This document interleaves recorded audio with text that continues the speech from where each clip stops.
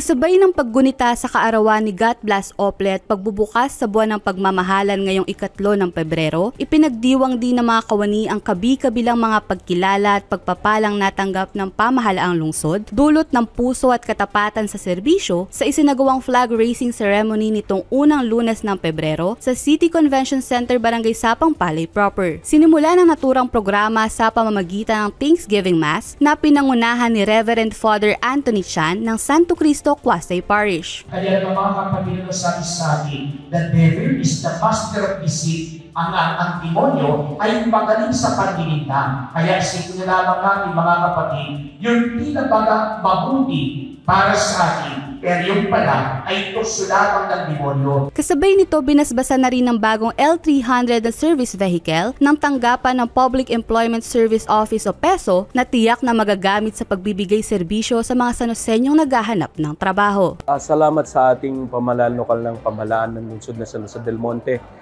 sa pagbibigay ng public service sa ating tanggapan dahil ito ay malaking tulong.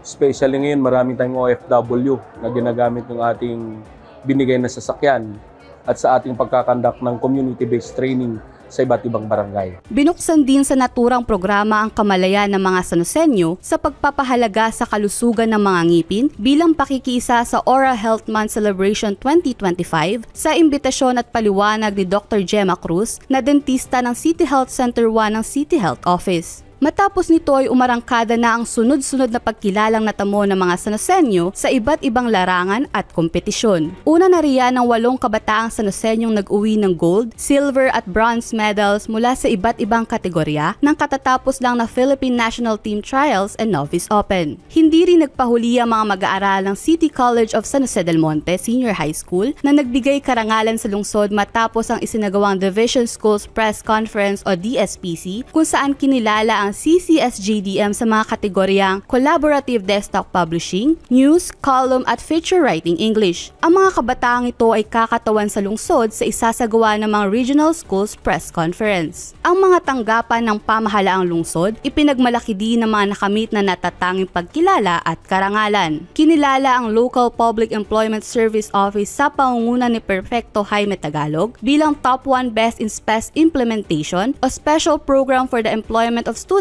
at Top 3 Best in PEIS Implementation o ang PESO Employment Information System sa buong lalawigan ng Bulacan. Pasok rin sa kinilalang parangal ang Very High Functionality Rating na nakamit ng City Planning and Development Office sa pangunguna ni Regina de los Reyes matapos maabot ang mga inaasahang pamantayan na nakasaad sa RA 7160 o Local Government Code of 1991 mula sa Local Planning and Development Office Functionality Assessment ng Provincial Government at League of Local Planning and Development Coordinator of the Philippines Incorporated, Bulacan Chapter. Tinanggap naman ng City Assessor's Office sa pangunguna ni Mario Lorenzo ang 3 natatanging pagkilala mula sa Bulacan Local Assessors League Incorporated para sa kanilang tanggapan. Ito ay ang Best in Records Management, Top 2 Best in Assessment Operations at Barangay Information and Education Campaign Program on Assessment and Appraisal. Tumanggap rin ng Certificate of Achievement ang lungsod ng San Jose del Monte sa pamamagitan ng tanggapan pa rin ng City Assessor's Office at City Treasury Office sa pangunguna naman ni City Treasurer Lisa Avancenia bilang rank 2 sa buong Central Luzon para sa year-on-year growth rate of locally sourced revenues mula naman sa Bureau of Local Government Finance Region 3. Siyempre, unang-una, ang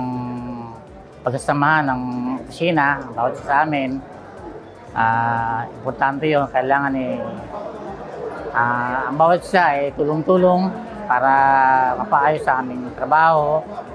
At siyempre, suporta na rin ating mayor at ating congresswoman at sa guidance ng ating city admin.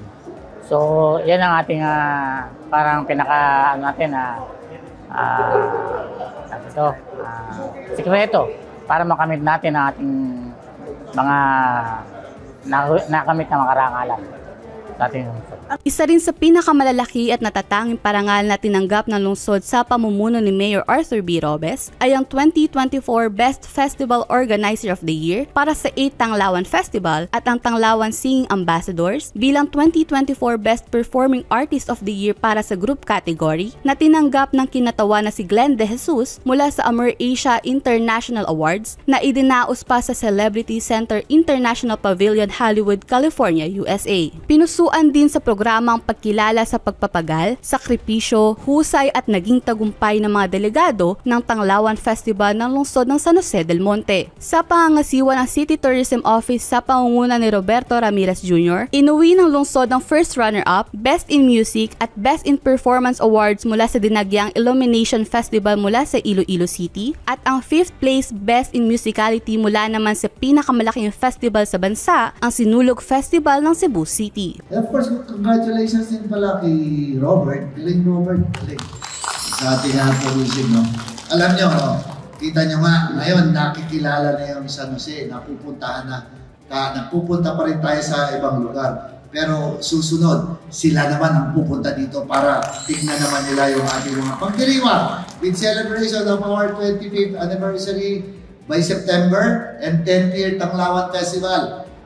Bonggacious tayo ngayong taon na ito. Samantala, ipinakilala naman sa mga kawani ang mga opisyal na bagong halal ng City Government Employees Association o CGEA officers sa pangunguna ni na President Zar Andes ng Office of the City Mayor at Vice President Jeremy Beleza mula sa Tricycle Regulatory Unit, gayon din ng mga newly hired and promoted employees sa pangangasiwa naman ng City Human Resource and Management Office. Pinangunahan din ni Mayor Arthur B. Robes ang panunumpa ng mga bagong talagang kawani sa kani-kanilang mga tungkulin. Sa huli, nagbalik tanaw ang mga kawani sa mga kaganapan sa lungsod sa buong buwan ng Enero 2025, hatid ng Public Information Office at masayang pinagdiwang Everybody's Birthday, kung saan tumanggap naman ng mga kawani na may kaarawan ngayong Pebrero ng cake at lobo bilang regalo mula sa magkatuwang sa serbisyo, Mayor Arthur B. Robes at Congresswoman Florida P. Robes. Nagtapos ang flag raising ceremony sa unang Lunes ng Pebrero sa pamamagitan ng mensahe ng butihing punong lungsod, Mayor Arthur B. Robes, na nagpapaalala na ang tagumpay at bawat parangal na nakakamit ng lungsod ay mula sa sama-samang puso at serbisyo ng mga Sanosenyo.